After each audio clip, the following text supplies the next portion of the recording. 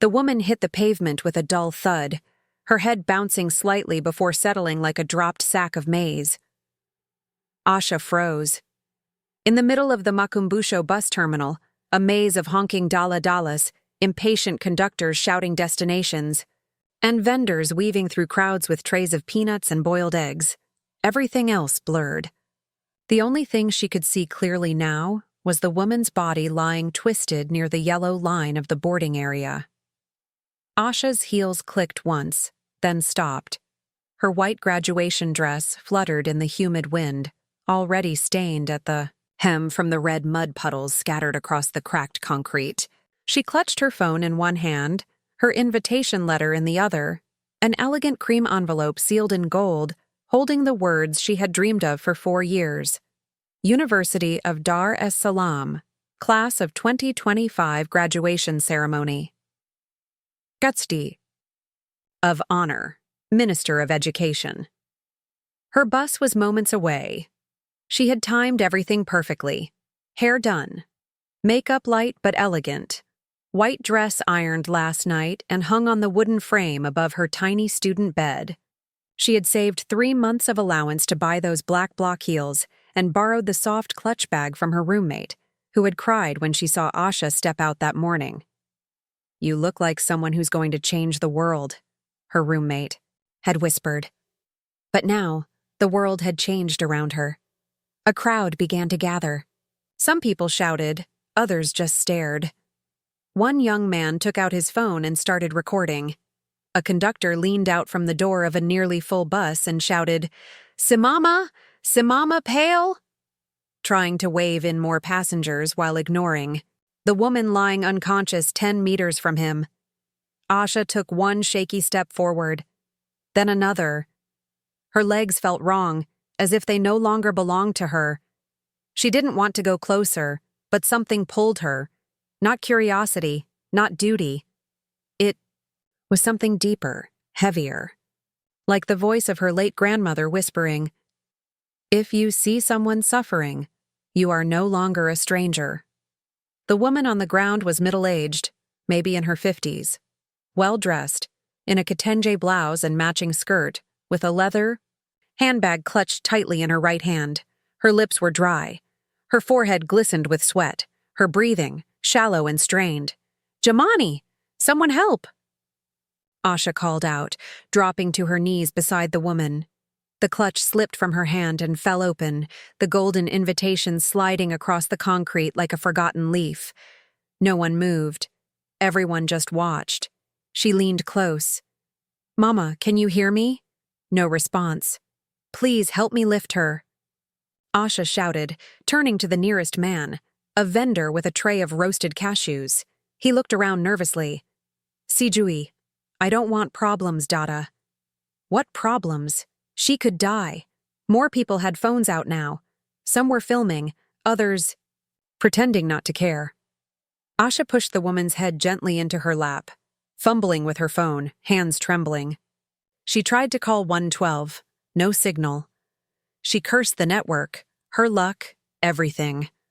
Her fingers hovered between redialing and calling her aunt, who was already seated at the graduation, saving her a front row seat near the stage. Her dress was getting soaked with sweat from the woman's back. She could feel it through the fabric. Her makeup was starting to melt. Her eyes stung, from heat or panic or both. "Is there a hospital nearby?" she yelled to the crowd. "A clinic? Please!" An older woman finally stepped forward. "There's a pharmacy across the street, but they won't do much. Best to take her to Mwananyamala Hospital. Then help me carry her." It took 6 more pleas before 2 men reluctantly agreed. They helped Asha lift the woman gently. She was lighter than expected, but limp, like a broken puppet. As they moved across the road, the vendors parted. Dala-dalas honked impatiently. Somewhere behind them, Asha's bus pulled in, the one she was supposed to board, to go to the biggest day of her life, the one she had waited 4 years for. She didn't look back. At the pharmacy, the attendant stared at her as she explained, breathless, what had happened. The pharmacist, a tall, tired-looking man with spectacles too big for his face, agreed to call a medical transport. They laid the woman on a plastic bench at the side, under the weak whir of an overhead fan. "Can you stay with her until help comes?" he asked. Asha looked at her phone again. 11:32 a.m. The graduation started at noon. "I'll stay." She called her aunt next. Her voice cracked as she spoke. I'm not going to make it." "Why?" her aunt asked, alarmed. "What happened?" "I found a woman. Collapsed. I couldn't leave her." There was a long silence. Then, "You've already graduated, Asha," her aunt said softly. Tears filled her eyes. When the small ambulance finally arrived, an old white van with peeling red stripes, they thanked Asha briefly, asked a few rushed questions, and wheeled the woman away. Asha stood outside the pharmacy for a long time after that, her dress stained, her heels dirty, the golden invitation still lying somewhere back at the terminal. She sat on the curb, exhausted, confused, empty. Across the road, life continued.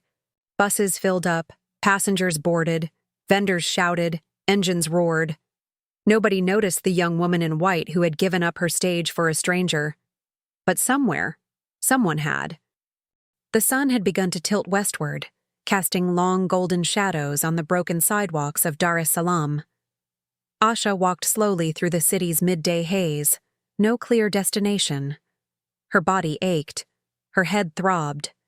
The wind teased strands of her hair free from the careful bun she'd fixed that morning. The graduation would be over by now. People had clapped, degrees had been handed out, names had been called, cameras had flashed, speeches had been given, in Swahili and in English. But none of those things had included her.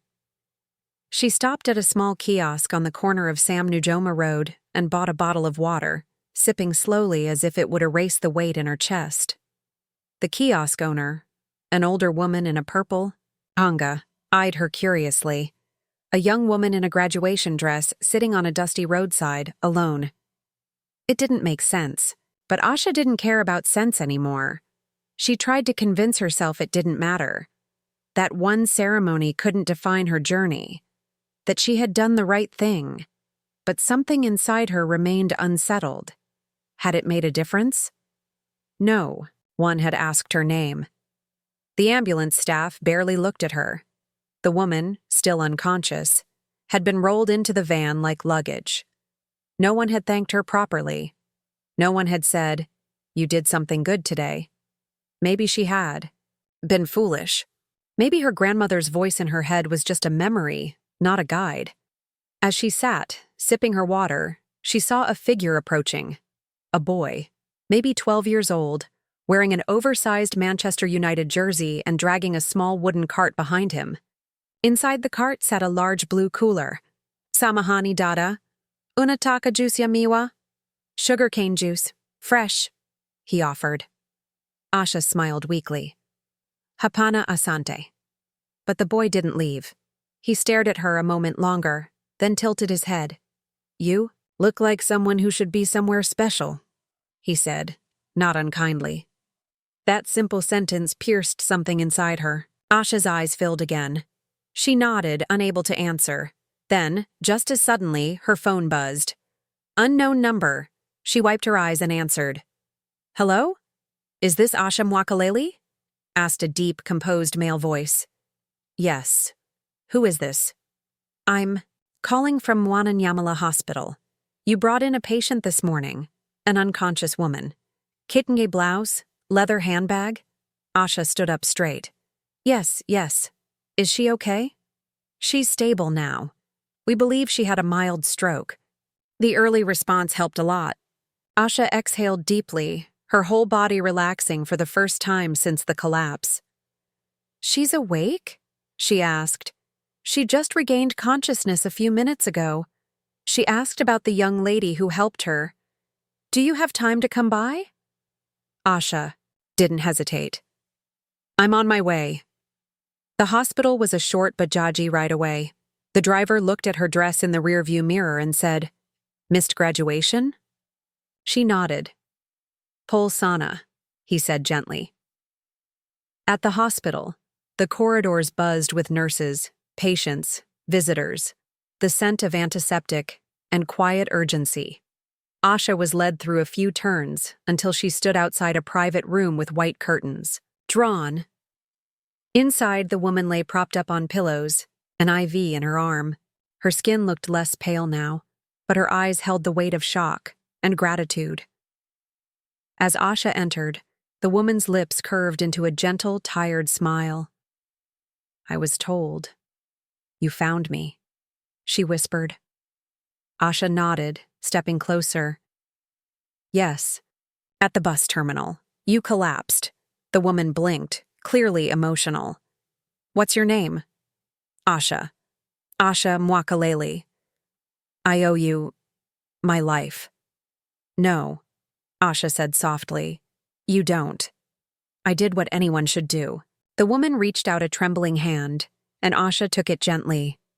"I'm Rahima Mishana," she said. "My daughter was supposed to pick me up this morning, but I left early. I wanted to surprise her. I was on my way to her university. Today's her graduation." Asha froze. Rahima continued.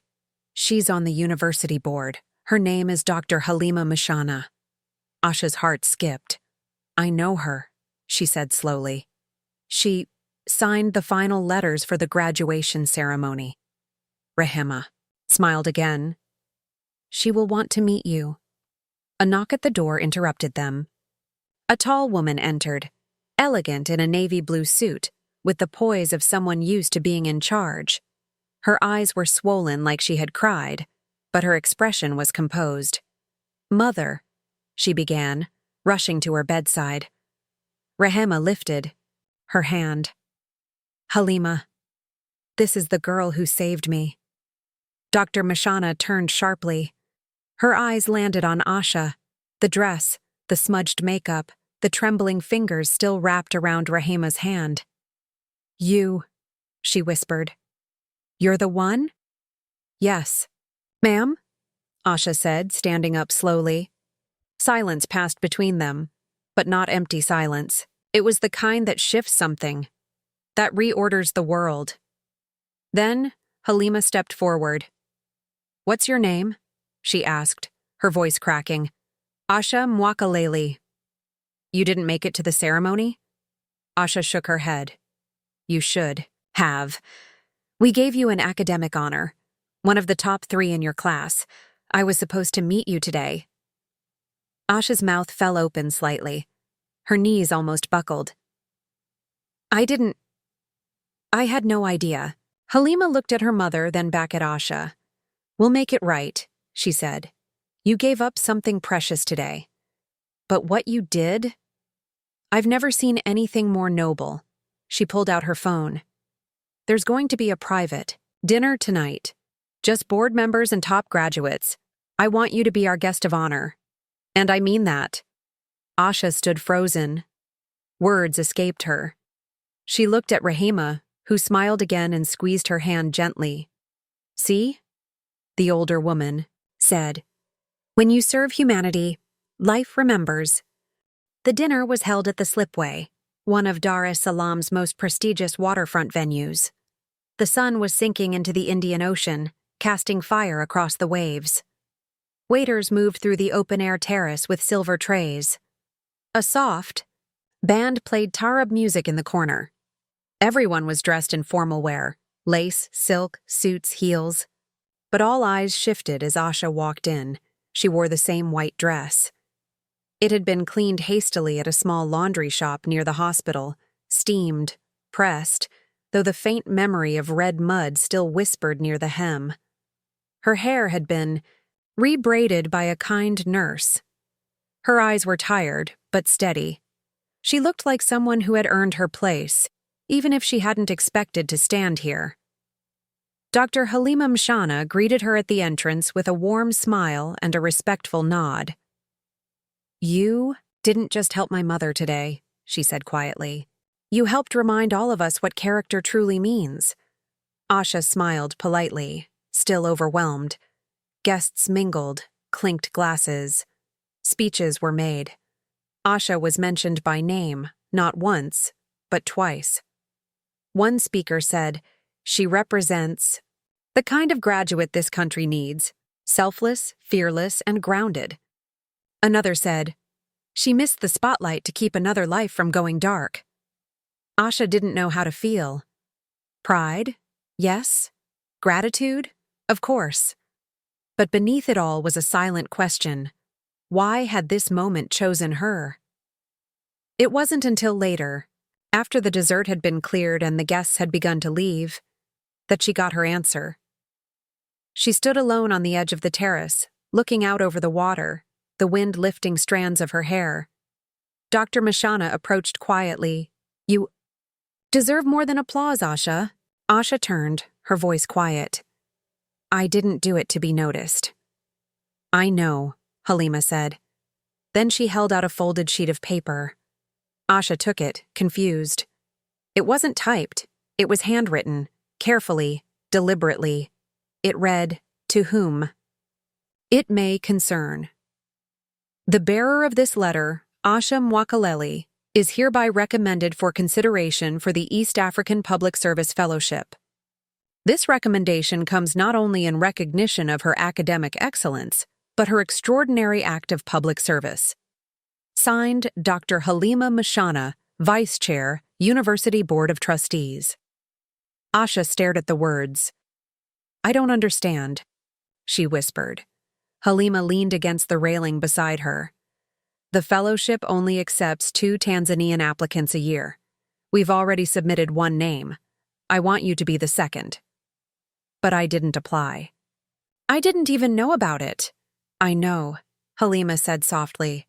"But sometimes we find the right people not through forms and essays, but moments of truth." Asha gripped the letter tightly. Her heart pounded. Then Halima added, "There's something else." Asha looked up. "My mother," Halima said slowly. "She didn't collapse because of illness alone. She found something in the mail yesterday, something that devastated her." Asha furrowed her brow. "She never told me, but after my father died years ago, she took out loans to put me through school, to support my career. She hid most of it, quietly working, quietly paying, but it caught up with her. Yesterday, she got a notice. They were about to seize her house." Asha's heart sank. I had no idea." "She was on her way to ask me for help," Halima said, her voice tight. "That's why she left early. She never got there. Her heart gave out from the stress. If you hadn't stopped, she would have died before telling me the truth." The twist hit Asha like a wave. It hadn't just been a fainting spell. It had been a final walk of desperation. Rehema hadn't needed a nurse. She had needed mercy. And in stopping, Asha had become more than just a helper. She had become an answer. Halima continued, "You didn't just save my mother's life. You saved our entire family from falling into silence and regret. You gave me a second chance to repay the woman who gave up everything for me." Asha felt her throat tighten. She looked away, blinking fast, her hands trembling around the letter. "Don't know what to say," she whispered. "Then don't say anything," Halima replied. "Just do something great with the life you chose to honor today." Asha stood there, tears in her eyes, the ocean wind brushing against her face, the letter clutched to her chest. Somewhere inside her, the guilt of missing her graduation began to dissolve, because maybe she had graduated after all, not in front of a crowd, not under a stage, but in life, where real courage walks unannounced. The following morning, Asha stood before a full-length mirror in her tiny hostel room. The white dress hung beside her, now clean, pressed again by a neighbor with a charcoal iron. She wasn't wearing it this time. Instead, she wore a simple blouse, navy trousers, and a modest pair of earrings her mother once gave her. Polished metal with tiny cracks from age and love. She was leaving for Nairobi in 3 days. The East African Public Service Fellowship had responded to Dr. Mimshana's recommendation with rare speed, granting her a full interview and, within hours, an acceptance letter. It was the kind of thing people prayed for their whole lives. But for Asha, it didn't feel like a miracle. It felt like justice, quiet and unseen, finally knocking. She packed slowly, folded the dress, picked up the golden graduation invitation, now curled at the edges, and placed it carefully in her bag. It had never been used, but it had become sacred in a different way, a symbol of the dream she gave up and the purpose she gained instead. There was a soft knock on the door. Asha opened it to find her roommate, Safina, holding something behind. "Her back! Still packing?" she asked. "Yes, just about done." Safina smiled and stepped forward, pulling a small package from behind her. Wrapped in brown paper, tied with red string. "What's this?" Asha asked. "Open it." Inside was a wooden frame. Inside the frame, a photo. A screenshot, actually, taken from someone's viral TikTok video at the bus terminal the day before. In it, Asha was kneeling on the pavement in her white dress, holding Rahima's head in her lap. Her face was panicked, but focused. Her mouth was open mid-shout. Around her, people blurred past, a world in motion, ignoring the stillness of crisis. But Asha, she was the center. The only one who had stopped. The caption read, "She missed graduation to save a stranger. She's the kind of graduate the world needs." Asha's eyes watered instantly. "Where did you get this?" she whispered. Someone posted it last night. "It already has over 600,000 views. Everyone's asking who you are." Asha shook her head slowly, moved beyond words. The world, the same world that ignored her when she knelt beside a dying woman, had now turned to look. Not because she asked, but because she acted. She set the frame gently on her bed and sat beside it. Her fingers hovered over the glass, tracing the shape of her own silhouette in the image. Later that day, she visited the hospital one more time. Rahima was sitting upright now, her hair wrapped in a scarf, a light blanket over her lap. She looked stronger, kinder somehow. As if survival had peeled something open in her. When she saw Asha, her face lit up. "Ah, my graduate," she smiled. "You came." "I'm leaving soon," Asha said. "Nairobi." "I heard. My daughter told me everything." They talked. Quietly, like old friends, two women joined not by blood or name, but by an invisible thread of fate. When it was time to go, Asha stood slowly. "I wanted to say thank you," she said. Rahima raised her eyebrows. "You want to thank me?" "Yes," Asha replied. "Because you reminded me what I'm really supposed to become." Rahima reached for her hand and squeezed it tightly. "Go be that person. Don't wait for permission. The world's already watching." Outside the hospital, the streets bustled like always, honking cars, shouting conductors, the scent of grilled maize in the air. The same city. But Asha felt different walking through it now. She was no longer chasing a title. She was the title. Asha, the helper, the witness, the servant of humanity. Months later, a plaque was installed outside the Makumbusho terminal. Small, brass, unnoticed by most commuters. It read, "In honor of the unnamed acts of courage that shape the world, inspired by the young woman who missed her graduation to save a stranger. No name, no fame, just the truth." And in Nairobi, in lecture halls and public meetings, Asha began to speak. About empathy, about ethics, about service without reward. She spoke with clarity, with fire. Not because she had learned it from a book, but because she had lived it on a hot afternoon, in a white dress, in the middle of Dar es Salaam, when she made a decision that changed everything, and the world, quietly, slowly, began to change with her.